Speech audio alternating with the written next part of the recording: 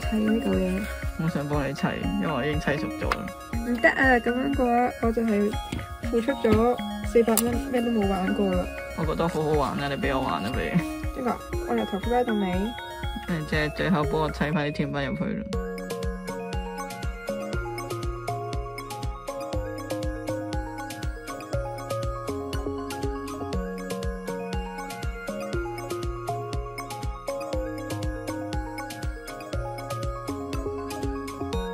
請你將個木放入去啦。呢個位係咪醫生？呢個位係塞入去㗎？你係房間醫生啊？經過努力，佢終於成為咗一間屋嘅樣。